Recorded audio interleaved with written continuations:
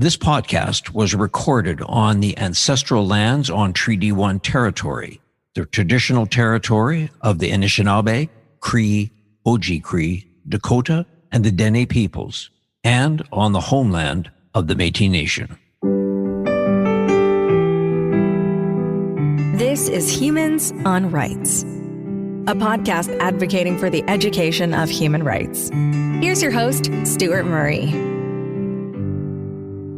My guest today on Humans on Rights is Charlotte Enns. She is the director of the Arthur V. Mauro Centre for Peace and Justice at St. Paul's College at the University of Manitoba. Charlotte has a fabulous background, both academic and lived experience, which we're going to explore. Let's take a moment and find out who my guest is and a little bit about her personal journey to get to becoming the director at the Arthur V. Mauro Centre for Peace and Justice. First and foremost, Charlotte Enns, welcome to Humans on Rights. Thank you very much, Stuart. It's a pleasure to be here. Let's talk about where you started, where you were born, what got you interested as a young woman, when you maybe pivoted into the issue around human rights. How did you get going on your journey? Wow, well, that's going back a ways. I am from here. I'm Winnipeg born and raised. I did go to university in Ontario at the University of Western Ontario because I was interested in communication skills and improving communication in children.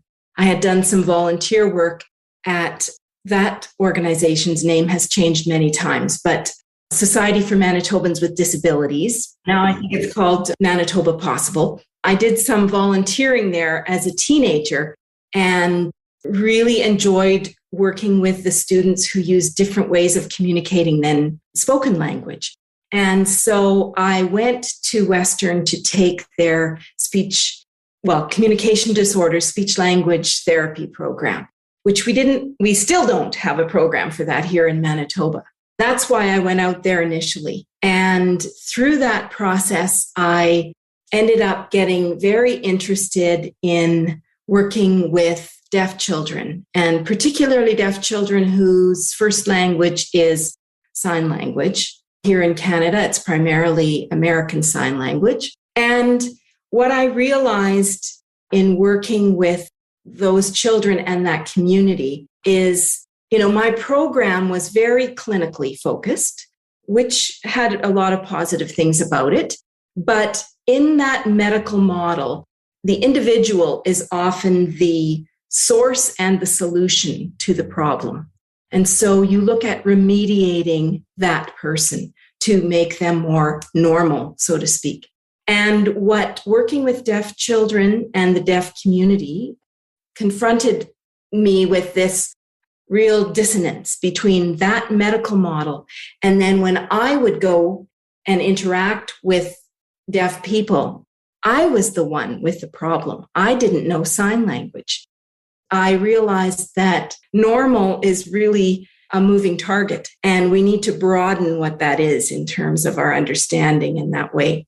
And certainly it made me look at some of my training and say, there's some things here that aren't being considered. And that really started, focus on justice in a way, because I felt like many of the deaf children that I worked with were very intelligent, very capable, but really limited in their literacy skills, their ability to read and write English.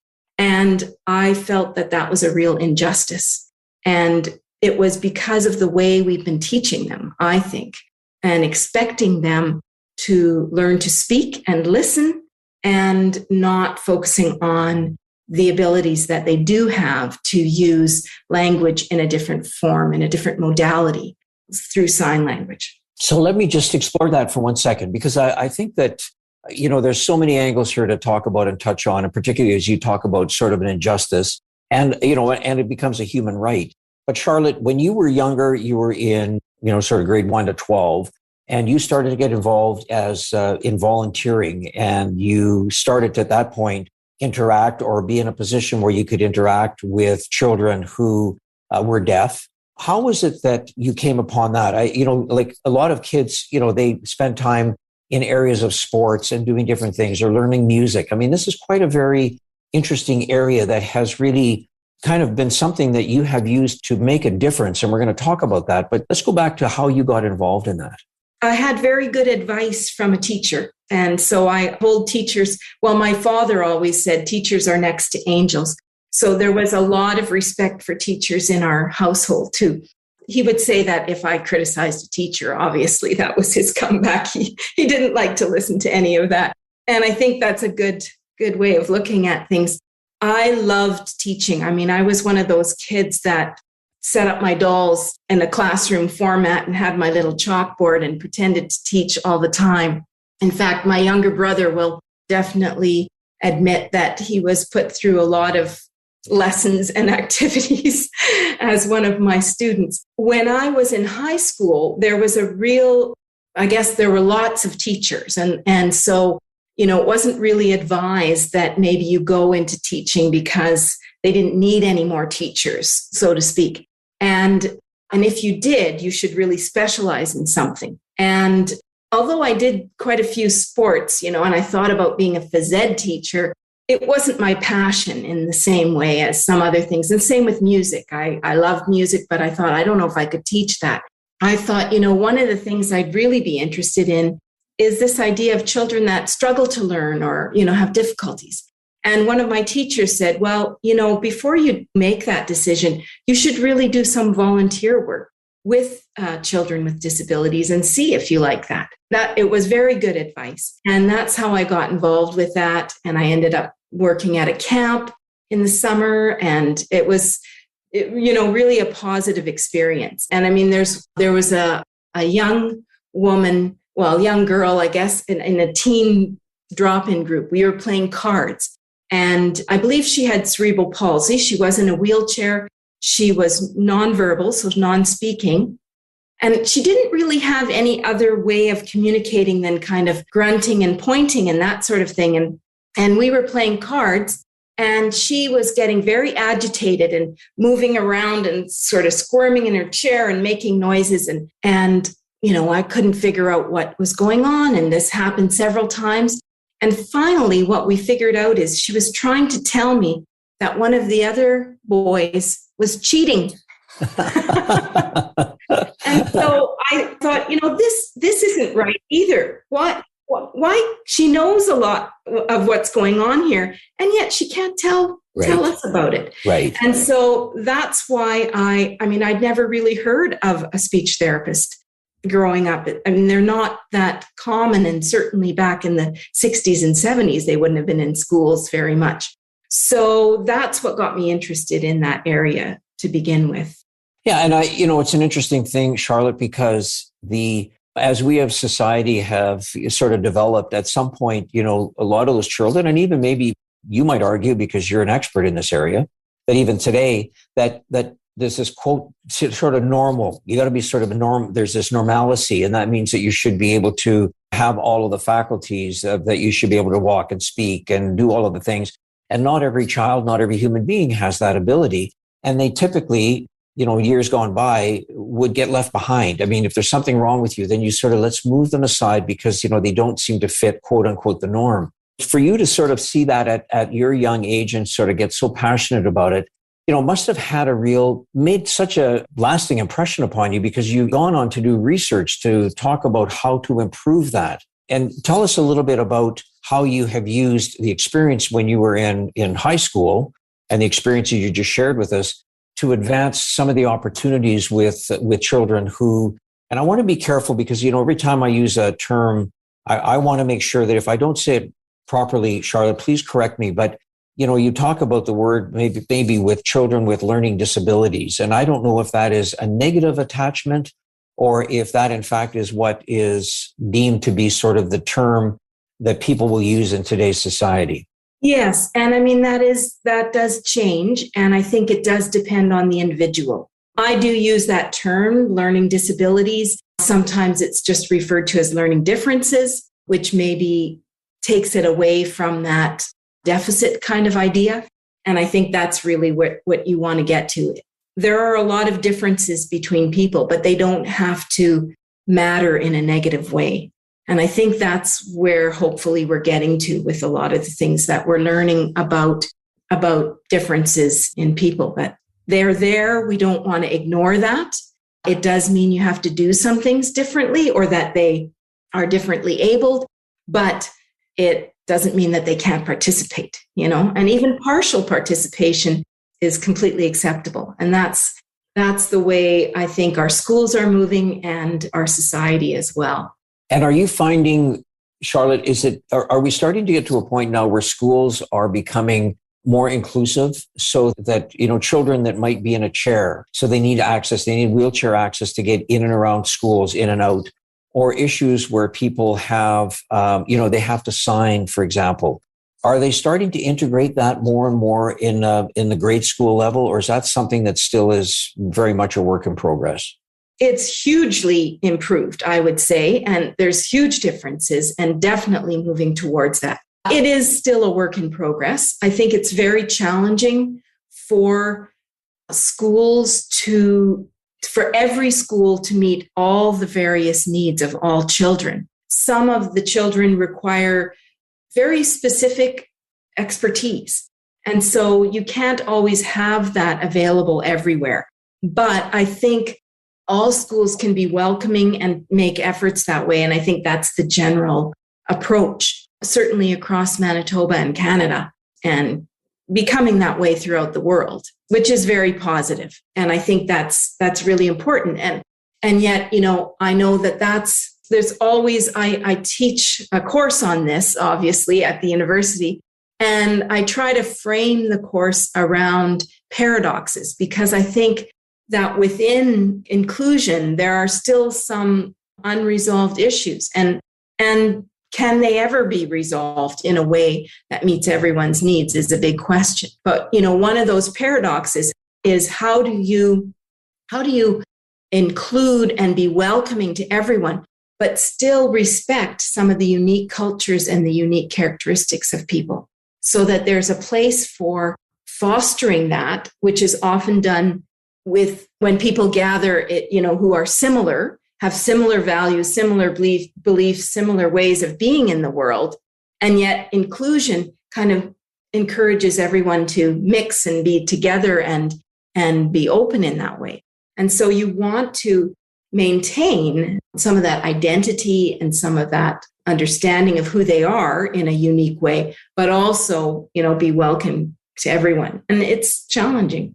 Yeah, it is. And I think that on so many levels, and I agree with you. I think teachers, they're incredible. I mean, they make such a difference, and they're passionate about trying to teach and be part of that process. And, they also, as you said, they have their limits as to what they can do.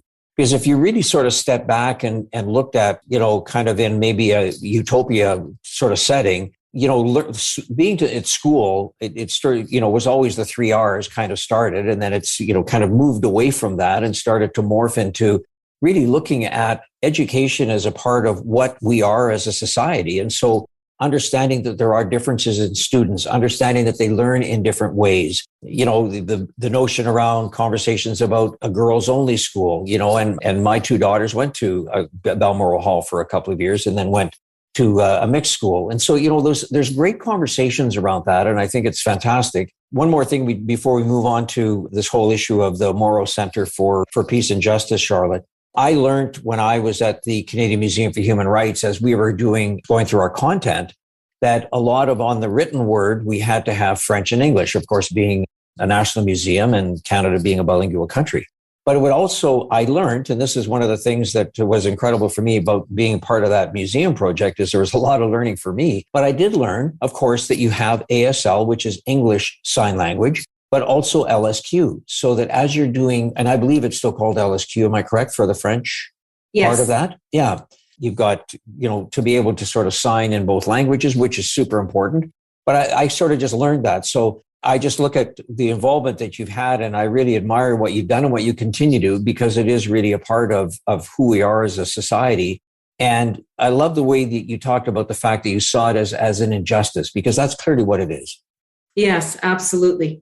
And there's, I think the idea that there are different sign languages within Canada and even across the world is often surprising to people. That's probably the most frequently asked question I get is, well, why isn't sign language universal? And I say, why aren't spoken languages universal? It's the same principle. We have, community of users, and multiple languages have developed in that way. Yeah. And Charlotte, I don't mean to put you on the spot, but it just occurred to me, with the issue around what's happening in Canada with the notion of trying to respect the indigenous cultures and some of the, not talking about the tragedies, of course, about what we're finding with these murdered children in these graves, but the indigenous culture. There's so many different languages, indigenous languages. Are you aware, have they developed sign language for the many, many indigenous cultures that exist in Canada? The thing about languages is you don't develop one. It emerges from a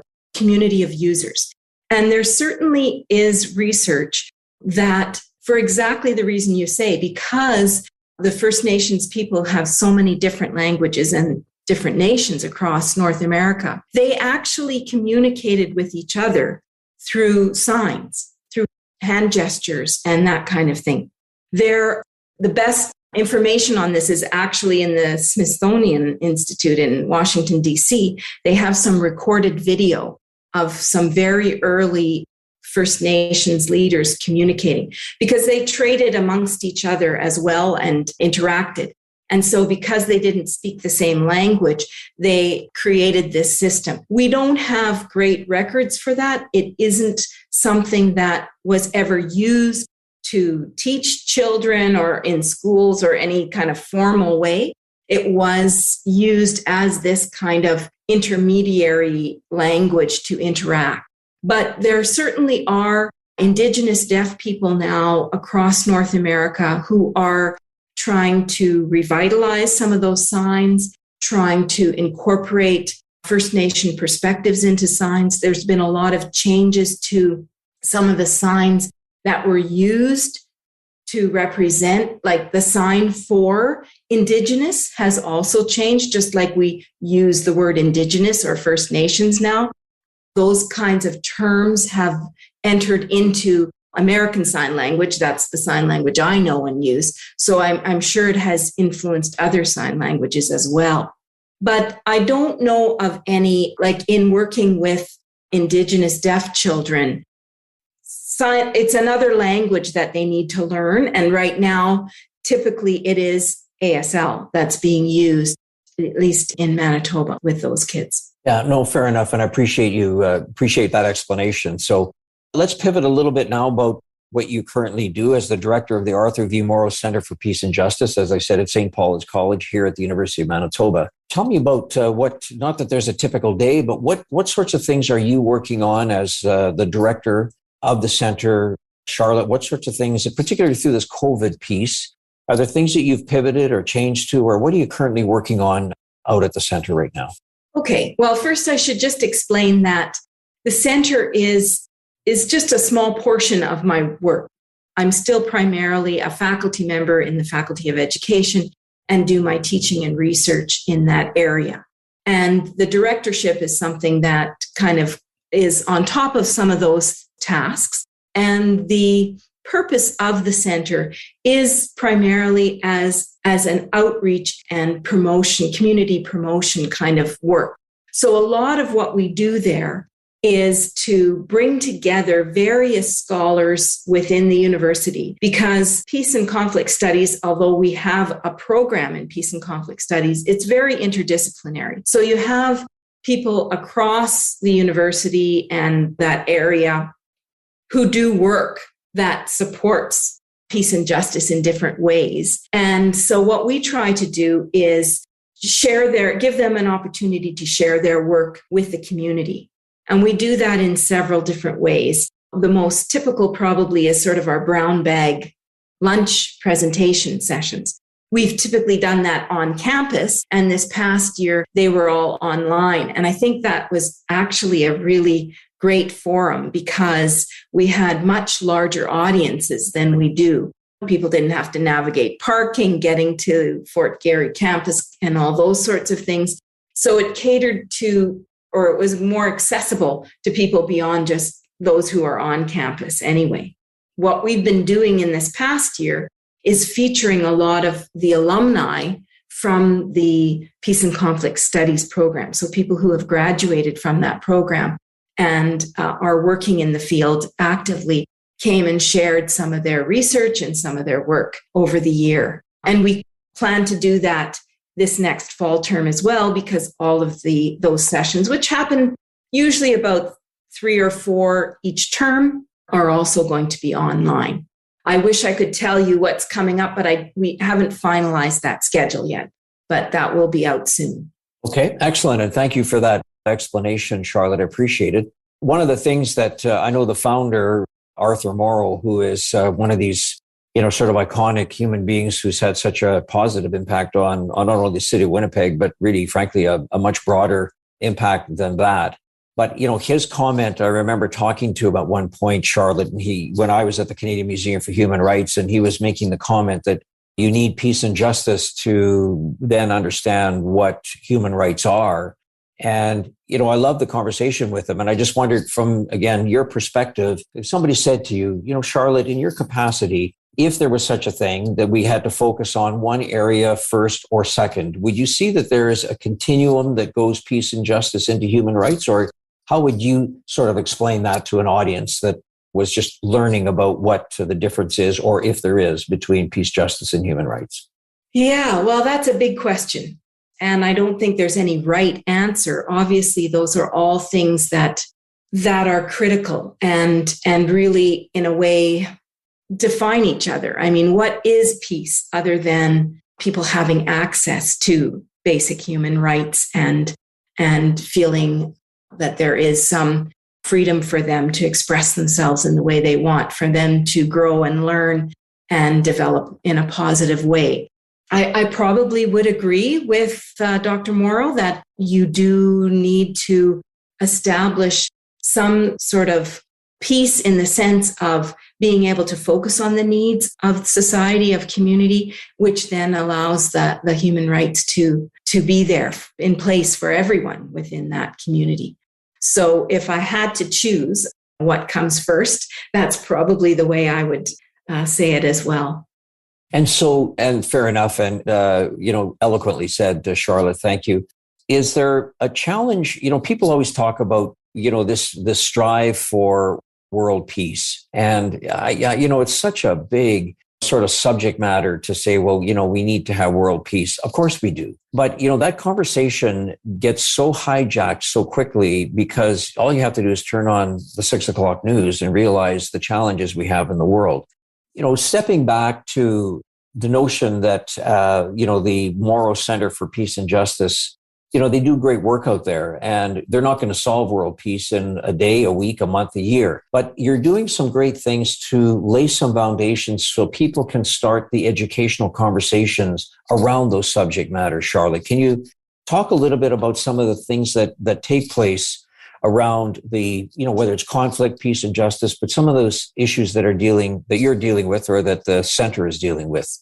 So as I said, we do have sort of these more practical kinds of activities that we try and do every year with sharing information, like through the brown bag lunch sessions. As I said, we also have lecture series that bring in people from outside, often outside the country, who are working in other areas and have really good insights into some of the conflicts or some of the ways of resolving conflict.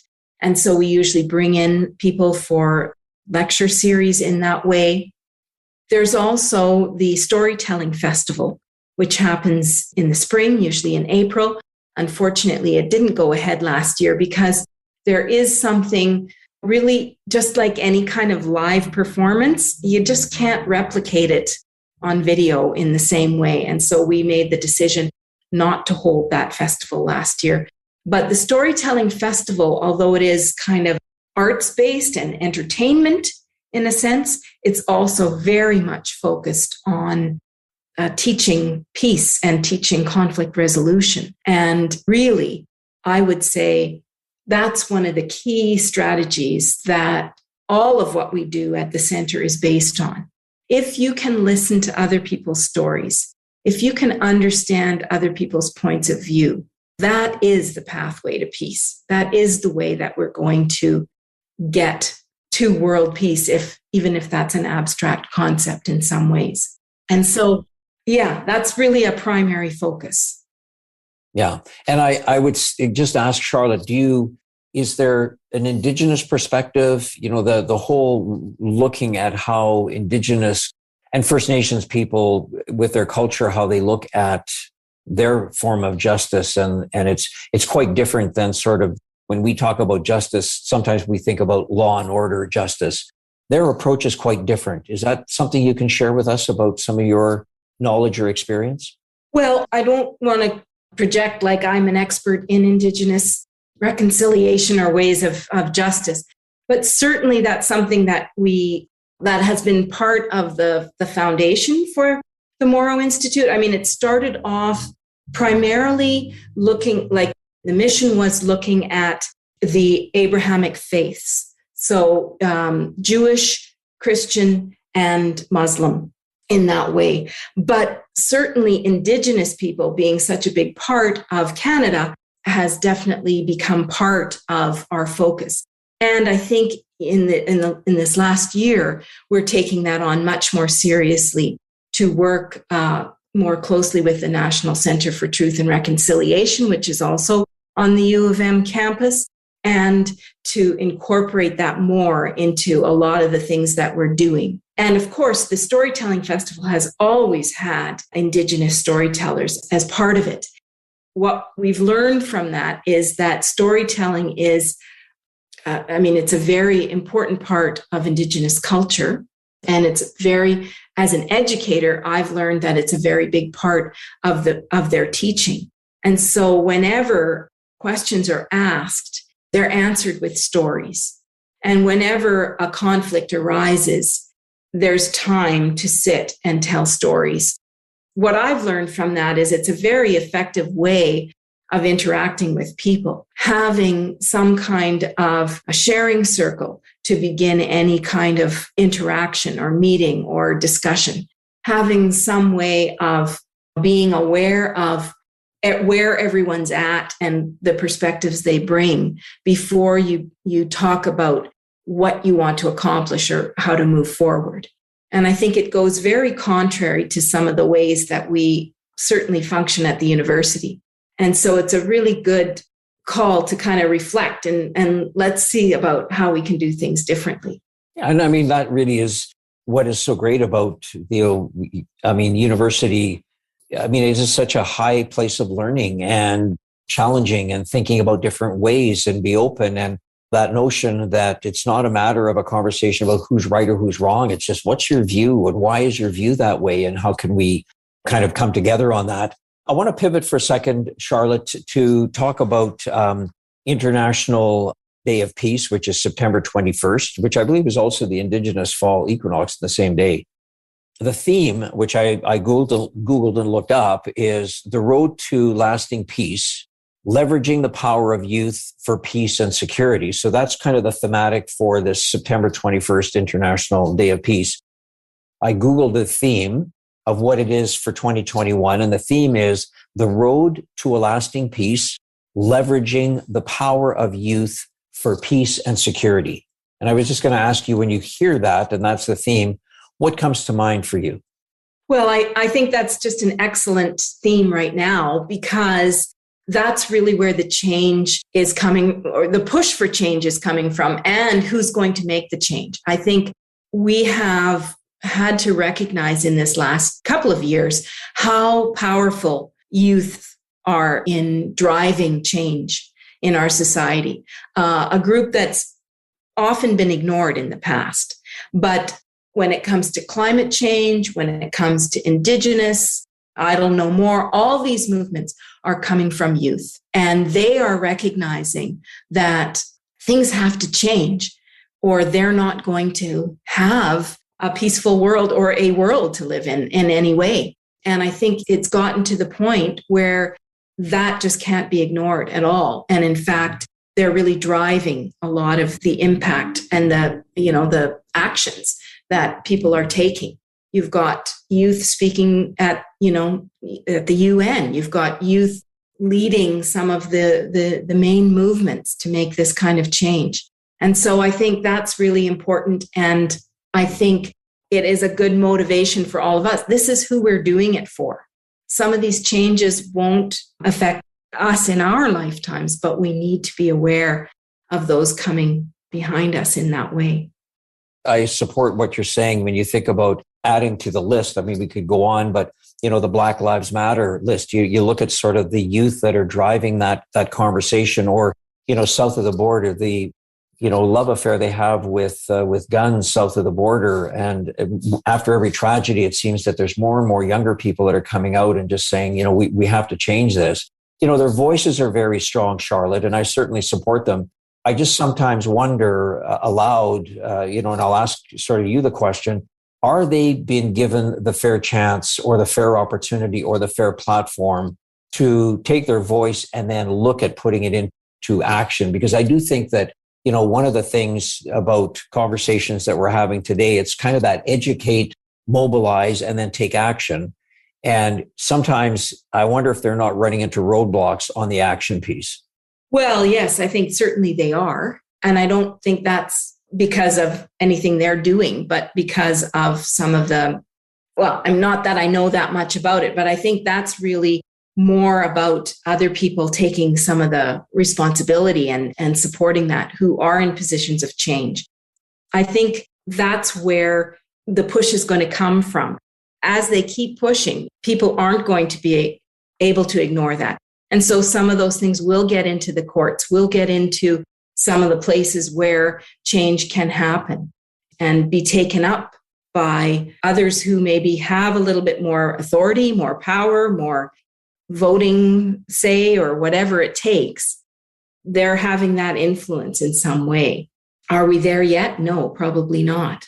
Right. Certainly social media, they're very savvy and they've used that, positively. Unfortunately, we could have a whole other discussion about social media, how it's not so positive for a lot of people, but there are elements that have made it positive. So Charlotte, I was going to ask you, in your capacity, and I know you've got a number of sort of areas that you oversee, but, in specifically when we talk about your capacity as the director of the Arthur V. Mauro Centre for Peace and Justice, I just want to ask you kind of a question of why do you think it's important to have an International Day of Peace?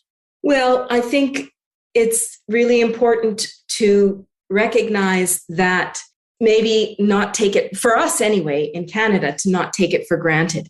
And I think that's something that we're facing. We're realizing that peace is not just the absence of war. We haven't had that on our physical land for many, many years, that there's so many other things that have happened that are not a peaceful history, not a peaceful time. And for us to recognize that and bring that into the forefront, I mean, that's what these days are all about, is to acknowledge some of what we do have, but also some of the things that are not in place. And seeing peace is not just a goal for some of those countries that are far away where there is actual, warfare going on, but that there's much to be done to build peace in our own communities as well. It's one of those areas that I've always struggled with, because it's every day there's something to acknowledge, to maybe celebrate or memorialize, whatever it may be. And, when these days get put onto a map or get put onto a calendar, so, you have a single day where you talk about an International Day of Peace, it's a pretty tall order, but it really isn't. I mean, I'll just liken it perhaps to Mother's Day. This is a male perspective, but I always was blessed with my mother to say, every day should be Mother's Day, where it's not about one day or a week. But I do think that the notion of trying to bring some of these issues to the forefront, to give them a theme, to let people talk about them, and perhaps and hopefully in your capacity, that your voice will be added to something that might happen in and around September 21st, because that's sort of operate yourself out at the Mauro Centre for Peace and Justice. Is there one thing that you would say to maybe students when they first get involved in one of your classes and you want to talk about conflict resolution, you want to talk about this issue around peace and justice, Charlotte? Is there is there one sort of opening line that you like to give to students to sort of set the tone for what's to come on the discussions? I do have a little quote I use, and I feel terrible because I don't even remember where it came from. So I can't give credit. It kind of comes from, well, the quote that I use is, change defensiveness to curiosity. And everybody knows when they start getting that feeling, the blood rises to their face or whatever, when you start to get defensive or you want to lash out, you want to react in some way maybe. And I always try to say, take that moment and stop and ask a question instead. And not just a question like, what the heck do you think you're doing? But a real question to try and understand the behavior of the other person or the action or the comment of the other person. And that idea of changing judgment or defensiveness to curiosity, to me, is such a key in any kind of conflict resolution or way of learning more. And so, that's where it starts, is, when you are judging, can you shift that and really say, I'm wondering why you might be thinking that's the best way to go, or why you believe that, or where it comes from. And you'll be surprised, even for yourself, where some of your beliefs come from. I would say that's probably a great way to end this conversation, Charlotte, on it's the beginning of a conversation you have with your students, which is really tremendous. And I think it's a great way for us maybe just to wrap this conversation up. I want to just thank you, Charlotte Enns, for your comments, your conversation, your views, and obviously your time and for what you do. So thank you for this conversation on Humans on Rights. I really appreciate and respect your viewpoint. Well, thank you very much. It was great speaking to you today. Humans on Rights is recorded and hosted by Stuart Murray. Social media marketing by the creative team at Full Current in Winnipeg. Thanks also to Trixie May Bituin. Music by Doug Edmond. For more, go to humanrightshub.ca. A production of the Sound Off Media Company.